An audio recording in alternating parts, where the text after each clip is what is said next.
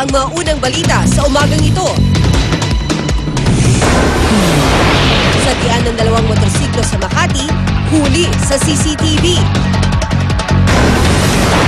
Department of Foreign Affairs, inaalam na kung anong tunay na pakay ng 30 fishing vessel ng China na dumating sa Kagitingan Reef.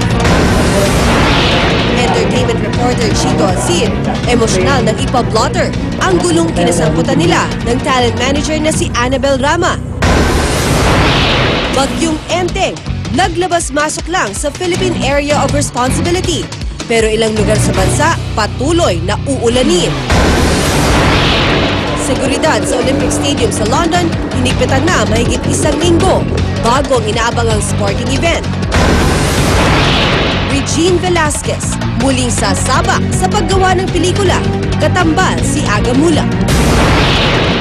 Huwag pahuli, tutok na sa unang balita.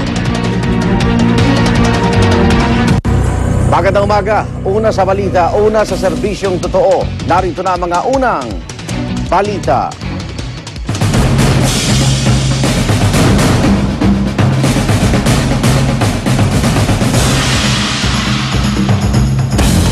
Huling-huli sa CCTV ang tangkang pagnanakaw sa isang supermarket sa San Mateo, Rizal. Ang suspect dati umanong bagger ng naturang tindahan. Narito ang report ni Cesar Apolinario. Pasado alas 7 ng gabi ng July 14, pumasok sa Suave Supermarket sa gitnang Bayan 1, San Mateo, Rizal ang suspect. Alas 9 ng gabi nagsasara ang tindahan. 9:54 p.m. pumasok ang suspect sa opisina ng supermarket kung saan naroon ang safety vault na naglalaman ng pera. Nagsuot pa ito ng medyas sa kamay para hindi mag-iwan ng bakas. Mistulang alam ng suspect ang gagawin. Ang ginamit niya lang ay ilaw mula sa cellphone. Pero tila nagka-problema siya sa vault. Itinaob pa niya ito pero di pa rin nabuksan. Naghanap pa nga ng mga dokumento ng number combination ng vault. Mistula pang slow motion ang kilos para hindi makalika ng ingay. 2:35 a.m. nagpasya ang suspect na i-abort ang pagnanakaw. Tinanggal pa niya ang kable ng CCTV at ipinaling ang kamera. Tumagal pa ng 3 oras ang suspect sa loob. Hindi kasi siya makalabas sa harap kaya nilagari ang gate sa likod. Saka nalaman ng gwardya ang pagnanakaw at nagsumbong sa pulisya. Pasado alas 6 ng umaga, dumating ang barangay at mga pulis. Nahuli ang suspect. Nakilala ang suspect na si Kenneth Baltasar. Bali, mga 7:17, nandito siya sa... Pumasok pala siya dito sa store. Nakita siya nung OIC namin dito. So, kumbaga, kinausap lang siya, tinanong siya, saan ka ba nagtatrabaho ngayon? Sabi niya, sa Guadalupe, ganun. Tapos, akala namin, umalis na siya. So, hindi pala siya lumabas. Okay, saan nagtago siya? Nagtago pala siya dun sa mga excess namin ng mga chichirya. Kasi, oo. Ayon sa pulisya, may 2 pang kasama ang suspect ayon sa impormasyong ibinigay ni Baltasar. Nahuli na rin ang isa pa sa kanila na kinilalang si Albert Perez. Bukod sa nabigong pagnanakaw, hinala ng pulis. Itong 3 din itong grupo nito, sir. Ito yung dahilan din, sir, nung magnakaw nung December 30, 2011. Kasi nalooban din ito ng, December 30, 2011. Umabot sa 800,000, sir, Nasampahan ng kasong robbery ang mga suspect. Patuloy naman pinaghahanap ang isa pa nilang kasamang si Randy Palma. Kung may impormasyon daw na magtuturo sa suspect, i-report lang agad sa pulisya. Para sa unang balita, Cesar Apolinario reporting. 2 motorsiklo ang nagkasagian sa Kalayaan Avenue sa Makati. Swerteng walang nasaktan sa aksidente na nakuna ng CCTV. May live report si Love Anyover. Love? Kaya paulit-ulit nating ipinapaalala sa ating mga motorista na pag sila ay bumabaybay sa mga kalsada, kailangan nilang alamin kung ano nga ba yung mga ibig sabihin ng mga linya nakalagay doon para kahit paano ay magkaroon sila ng guide kung paano sila mag-drive doon sa kanilang dinadaanan. Kagaya na lamang nitong CCTV or video na nahuli sa CCTV sa Makati C3. Nako, nitong alas 3 ng Hulyo, alas 6:30 ng umaga sa kahabaan po ng Kalayaan Avenue sa Makati, 2 motorsiklo ang nagkasagian. Ang dalawang motorsiklo ay parehong galing sa kanang bahagi po ng inyong mga TV screen at yung nakakulay blue na jacket ay nasa inner lane. Paliko sana ito sa kaliwa patungong Makati Avenue. Samantala ang nakakulay dilaw naman na sweatshirt ay nasa outer lane at padiretso ang kanyang direksyon. Dahil sa hindi nagbigayan ng dalawang motorista, disgrasya ang inabot nila. Gumewang-gewang pa sa crossing ng Kalayaan at Makati Avenue ang motorsiklo. Wala namang naiulat na nasaktan, nagtamo lamang ng mga gasgasang parehong motorsiklo. Kinalauna nagkaaragluhan na lamang ang dalawang kampo. Ayon sa pamunuan ng Makati C3, dapat nasa outer lane ang mga sasakyang kakanan o kakaliwa at matutong magbigayan.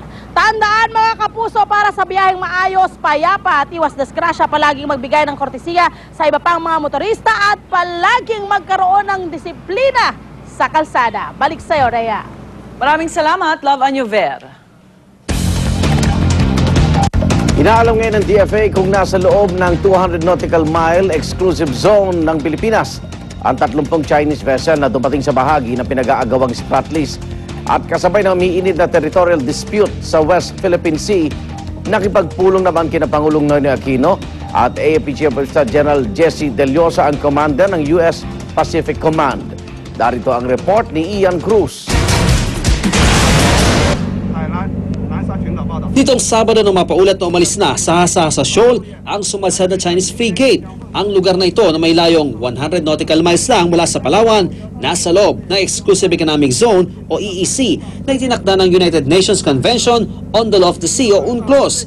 Hindi na naghain pa ng diplomatic protest ang DFA kaugnay ng insidenteng ito. Sabi ng DFA, mukhang nakikidaan lang daw ang frigate. Batay kasi sa UNCLOS, pwede namang dumaan ang ibang barko sa EEZ ng ibang bansa dahil sa freedom of navigation, basta't dadaan lang at hindi dapat hihinto. Malinaw na bawal ang ibang bansa na magpatrolya at mangisda sa loob ng EEZ ng ibang bansa.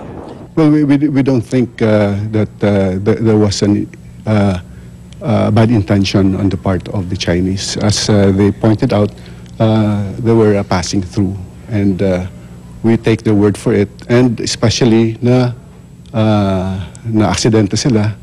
Mismo ang Department of National Defense naniniwalang nagkaroon ng aksidente ang warship. We believe that it's a maritime accident. It's sumadsad lang talaga doon yun sa shoal. Apparently maybe sa certain technical oh yeah. Sir, na-establish na ba bakit sila nagpapatrol ba sila doon? Ano bang ginagawa nila doon?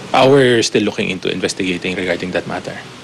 Pero dumating ang ulat sa DFA na nagtungo naman sa Yongshore Reef ang 30 fishing vessel ng China. Ang Yongshore Reef ay tinatawag ng Pilipinas na Kagitingan Reef. Inaalam ngayon ng DFA kung nasa loob ito ng 200 nautical mile exclusive economic zone ng Pilipinas. Ang Kagitingan Reef kabilang sa mga kapwa inaangkin ng Pilipinas at ng China. Batay sa ulat ng Reuters TV, kasama sa 30-vessel fishing fleet ang isang 3,000-ton replenishment ship. Naghahanda na raw mga sakay na Chinese fishermen na mangisda. Tatagal daw ng 10 araw mga ito sa lugar. Sa ngayon, inaalam pa ng DFA ang tunay na pakay ng mga Chinese vessel sa Kagitingan Reef. Sa gitna ng umiinit na issue ng territorial dispute sa West Philippine Sea, nakipagpulong kay Pangulong Noynoy Aquino sa Malacanang si US Pacific Commander Admiral Samuel Locklear. Sa nasabing pulong, natalakay raw ang banggaan sa pagitan ng Pilipinas at China. Reaffirmed the long-standing relationship between the U.S. and the Philippines, and insofar as Admiral Locklear is concerned and the U.S., they also reaffirmed their support to assist us in achieving a minimum credible defense position. Mula Malacanang, sa Camp Aguinaldo naman dumiretso si Locklear at nakipagpulong kay AFP Chief of Staff General Jesse Deliosa. Ganun pa rin yung mga sa West Philippine Sea, yung security, that will all be taken up to include our efforts on counterterrorism. Nandito na rin yung bilateral training. Para sa unang balita, Ian Cruz reporting. Ang issue ukol sa agawan ng teritoryo sa West Philippine Sea, bubususin natin mamaya sa Talakayan with Igan.